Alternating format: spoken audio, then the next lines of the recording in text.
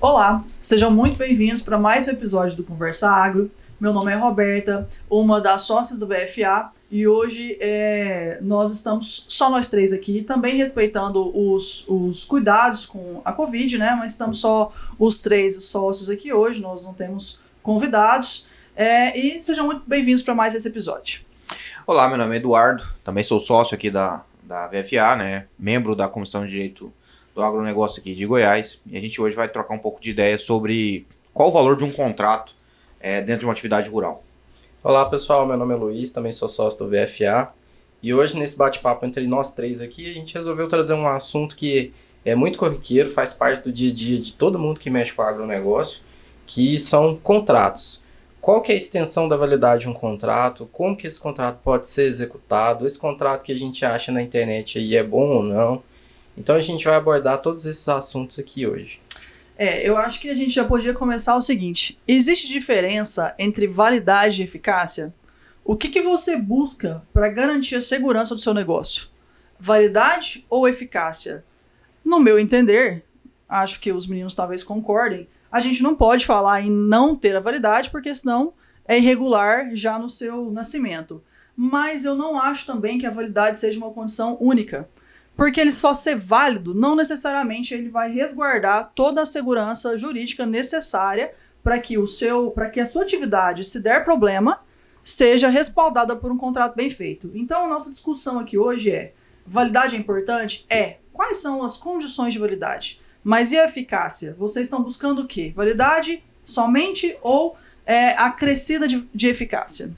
É legal a gente falar de validade, né? E a gente sempre lembra do artigo 104 do Código Civil, que vai falar que a validade é determinada, né, pelo agente capaz, né, objeto lícito, possível e não proibitivo em lei. Então isso é o mínimo que se espera de um contrato, mas não só de um contrato, de uma negociação. Sim. O contrato, na verdade, a gente fala que é o último instrumento de uma negociação que aconteceu antes. Então as regras das pessoas às vezes não estão descritas, né, num papel, num instrumento, seja uma escritura pública ou num contrato simples que as pessoas podem fazer. Então isso é um mínimo para que aquilo tenha alguma validade perante não só o sistema judiciário, mas perante a própria sociedade, né? A validade é o mínimo legal exigido para aquele papel que foi assinado ali seja reconhecido como algo válido pelo judiciário. Agora, a eficácia, ela extrapola a validade, porque ela vai trazer aquele papel que foi assinado, que virou um contrato, para a realidade fática das pessoas. Então, a eficácia é aquilo que é o plus que é colocado no contrato, que vai fazer com que ele seja possível de ser executado com a segurança que as pessoas precisam quando for necessário. Sim, aqui a gente está colocando esses critérios de validade mínima considerando o que está no Código Penal. Mas, como aqui... Código Penal, Código Civil, me desculpa, gente. Só que considerando que nós estamos tratando aqui de agentes do agronegócio, não é incomum que os requisitos mínimos de validade para contratos de arrendamento, parceria, eles não estejam no Código Civil. Eles estão em legislações esparsas. Então, assim, critérios de validade mínimos do Código Civil não necessariamente serão só os critérios de validade mínimo para contratos da atividade agropecuária, né? A gente tem muitas legislações esparsas, né? O exemplo é o Estatuto da Terra, a outra é das formações dos sistemas agroindustriais, a questão da biodiversidade, tudo isso são legislações esparsas, né, que acabam influenciando a validade dos contratos entre as partes. Então, mais importante do que a própria validade, na nossa visão hoje, quer dizer, esse é o mínimo, como a gente... A validade é obrigatória, exatamente, né? Mas tão importante quanto é que existam entrevistas, né, com o produtor e com aquele que ele está negociando para saber quais são os medos e receios e as garantias que podem ser oferecidas de uma parte para a outra para que aquele negócio possa ser cumprido no futuro. Então o objetivo do contrato não é impedir que as pessoas façam negociações, mas criar condições que, se algo saia do controle, aquele contrato possa auxiliar as partes a construir um caminho para resolver o problema. Porque fazer um contrato válido é muito fácil. Um robô faz isso hoje. Ele simplesmente vai pegar o que está na legislação ali como obrigatório, vai inserir aquilo ali num contrato e é aquilo ali. Agora, será que aquilo ali serve para o seu negócio, serve para aquela situação que você está tentando negociar, aí já é outros 500, é aqui que entra a questão da eficácia do contrato. Não necessariamente aquele contrato que você fez ali que é válido vai servir para você numa situação concreta depois. E nessa questão eu coloco o seguinte, os requisitos de validade, em que pese eles sejam obrigatórios na assinatura de um contrato sob pena dele já nascer irregular, muito deles, eles são provados de forma outra que não um contrato assinado. Você consegue comprovar de outras formas que você é um agente capaz, que aquele objeto é lícito, dá um trabalho, mas é possível. Uhum. Agora, e o restante? O que está dentro da eficácia? E o que a gente fala é o seguinte, quando alguém pergunta pra gente, vocês trabalham com modelos de contrato? Pessoal, modelo de contrato é o que tem até aqui, é o que tem na validade. Validade você encontra sim em páginas de internet, você encontra sim às vezes até por não profissionais do direito que fazem um contrato válido, você provavelmente tem aplicativo hoje, né, robôs que fazem um contrato válido, isso não é difícil, isso é básico, isso está escrito na legislação, na verdade, né, o negócio é tornar um contrato importante e eficaz para aquilo que você deseja dele. Por quê? Porque a gente não faz contrato para ser usado. É igual seguro, você não faz um seguro pensando que você vai usar. Mas se necessário for, não adianta lá só você ter escrito que você é um agente capaz e que o objeto é lícito. Você tem que ter algo a mais que te resguarde a depender da sua atividade, a depender de qual é a natureza do contrato, né? E é nesse sentido que a gente fala o quão importante é que o contrato seja feito de forma pessoal e não de forma genérica por meio de modelos. Eu acho que aquela expressão bate um contrato aí, muita gente do meio rural fala pra gente, né? Ela tá equivocada em alguns pontos. Normalmente quem bate um contrato um contrato que ele tá copiando de alguém e ele não compreende o que tá incluído ali dentro. E vou te dar um exemplo, né? Criando hipóteses aqui de como que a entrevista e o que está antes do contrato são tão importantes quanto o que está escrito no contrato. Vamos supor que eu sou um arrendatário, eu estou arrendando uma terra e tem um pivô lá dentro. E aí eu coloco que eu vou pagar ali 30 sacas de soja naquele pivô.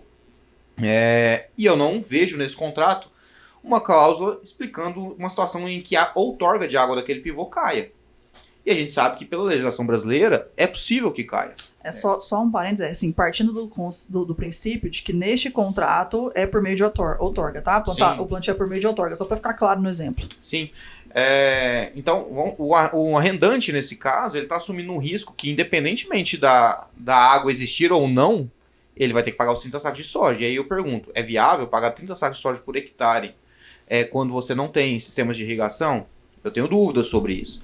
E muita gente bate o contrato escrevendo desse jeito. E o contrário também. Vamos supor que o arrendatário está entregando para um arrendante e ele não determina ali quais são os critérios ambientais, trabalhistas, que esse arrendante tem que trabalhar, sob pena dele ser responsabilizado. E quais são as formas dele ser indenizado a partir de algum tipo de problema.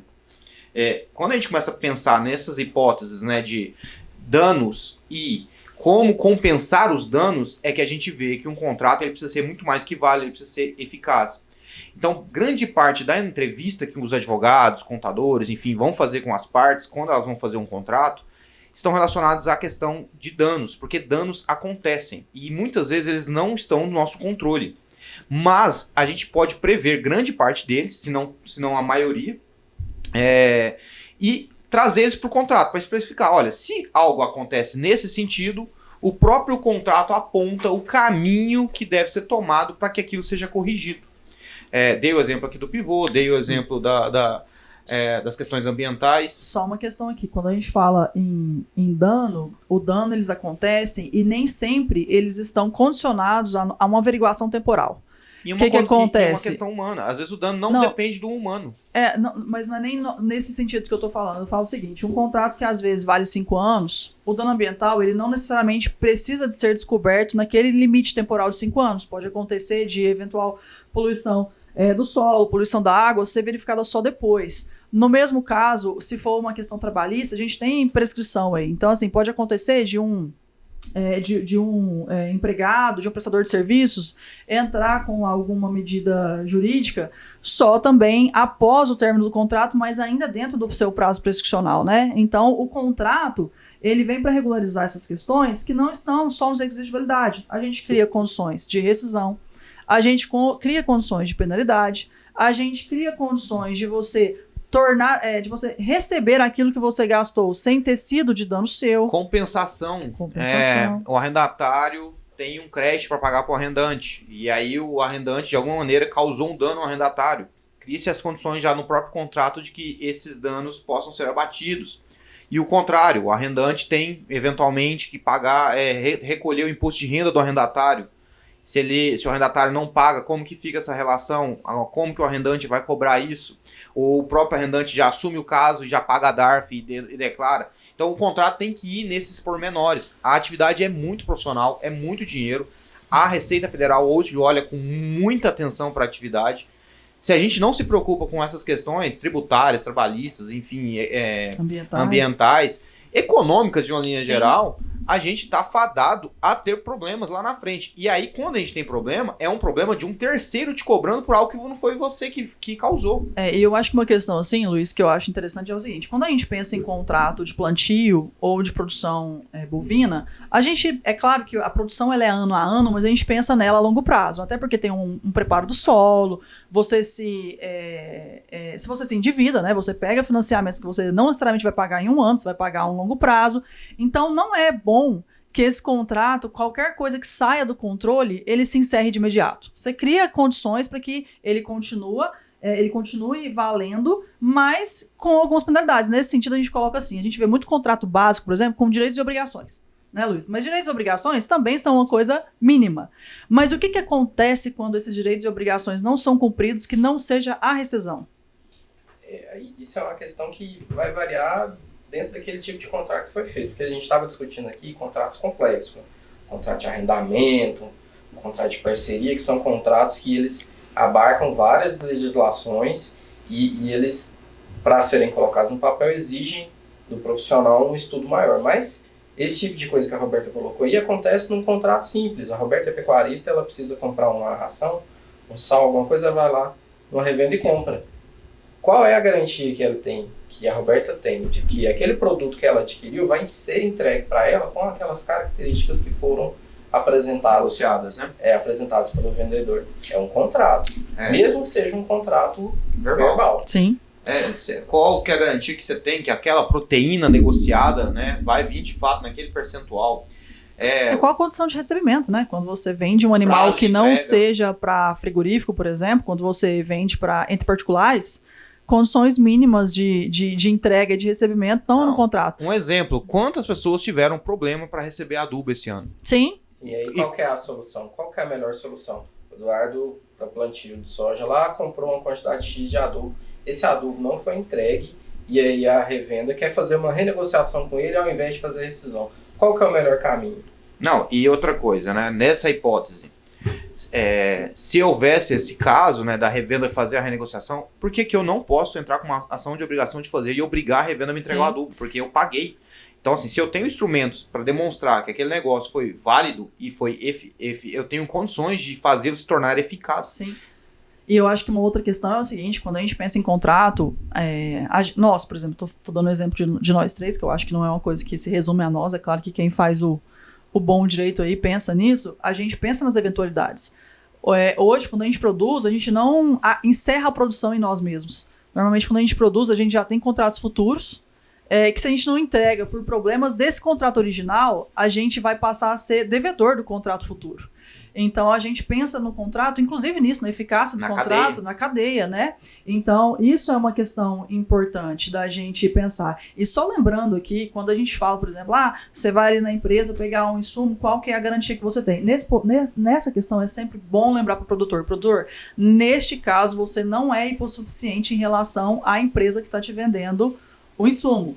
Vocês estão em condições igualitárias em razão de serem ambos empresários, né? Então não adianta fazer alegação de Código Consumidor ou algo do tipo, né? E, assim, a atividade agropecuária hoje, ela é multidisciplinar e ela é extremamente complexa. Então, assim, Nós aqui, quando vamos elaborar um contrato para um produtor, para uma empresa, qualquer ente dessa cadeia, a gente tenta colocar ali a maior quantidade de situações possíveis e previsíveis que a gente consiga imaginar para proteger aquelas pessoas. Mas nem sempre é possível fazer isso. Por exemplo, uns meses atrás, um cliente do escritório perguntou para nós se existe algum tipo de contrato de seguro que proteja a palhada na entre-safra.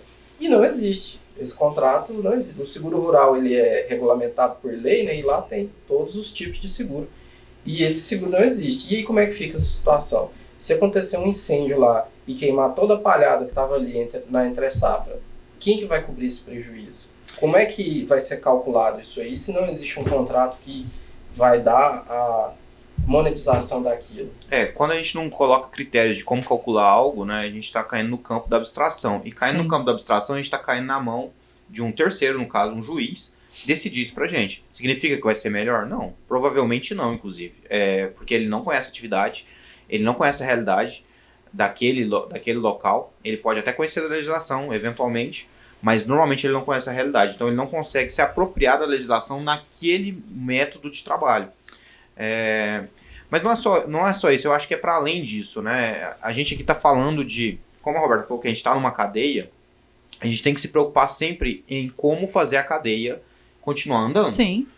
E a gente que produz, que está aqui na primeira ponta, tem que entender que o nosso produto tem que chegar lá na gôndola do supermercado. Sim. Porque é lá que se faz presente o consumo humano de alimentos. Então toda a cadeia deve ser preservada e deve ser descrita em todos os contratos que o produtor está trabalhando, né? Desde o contrato do arrendamento simples, até mesmo um contrato de compra e venda. Por exemplo, se vai acontecer uma compra e venda de um imóvel e por algum motivo rescinde, como vai ficar a questão da posse, como vai ser calculado os juros, como vai ser calculada a questão da rescisão desse contrato. Sim. Tudo isso é informação que tem que ser discutida entre as partes. E isso é só por meio de entrevista. Você Sim. conversa com a parte, explica até onde ela pode ir e dá algumas possibilidades e ela tem o direito de escolher. O cálculo do risco é sempre feito com uma pessoa que vai fazer parte do contrato. Aqui, nosso papel como profissional é fazer esse cálculo das opções e orientar a pessoa sobre quais as consequências para cada tipo de situação. E a pessoa, dentro do planejamento que ela está fazendo para o negócio dela, tem que saber escolher de forma orientada qual que é a melhor opção para aquela situação específica, para aquele negócio, para aquela negociação. Eu acho que aqui a gente conseguiria dar uma série de exemplos de como que um contrato eficaz resolve a sua situação, né? Seja na esfera ambiental, trabalhista, contratual mesmo, de rescisão, enfim, de dano, de extensão do dano, de lapso temporal de cobrança desse dano.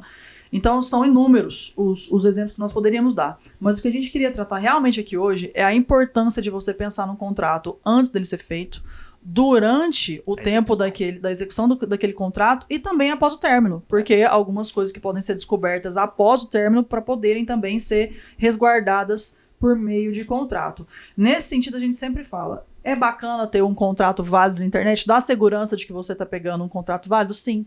Mas ele resolve o seu problema?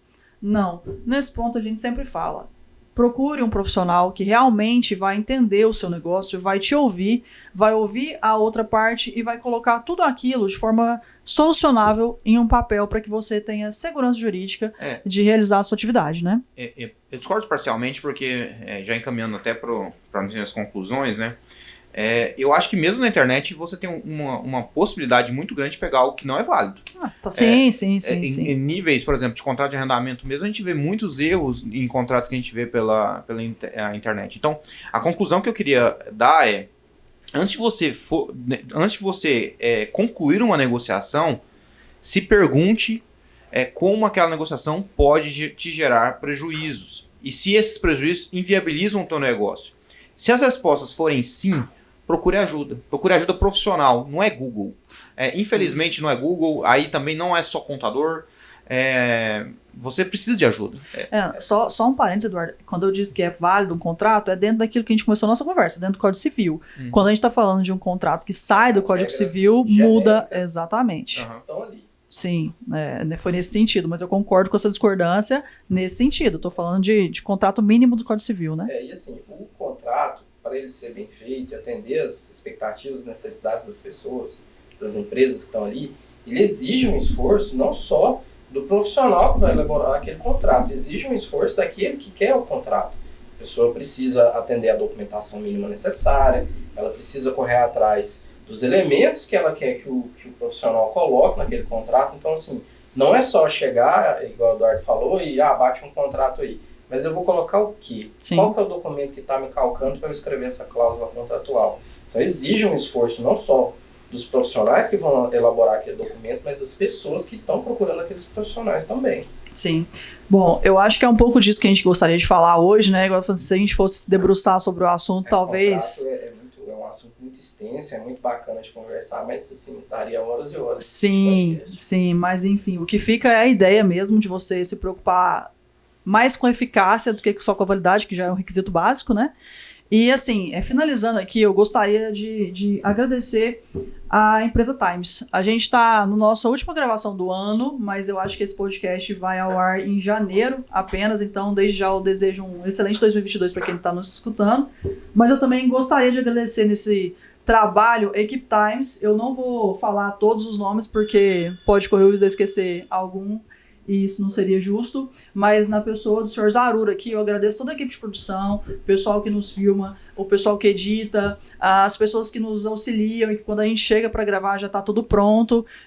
Eu sinto que eu falo, não só por mim, mas pela nossa atividade aqui do podcast, que a gente vem sendo muito bem recebido e atendido nesses últimos meses, né? Então, assim, eu agradeço a Times, agradeço também quem vem nos escutando aí no ano de 2021 e já os convido para continuar nos escutando no ano de 2022, trazendo sugestões também para os nossos canais de comunicação, as principais plataformas de streaming no YouTube e, enfim, vamos que 2022 é um ano que promete coisas boas. Sim.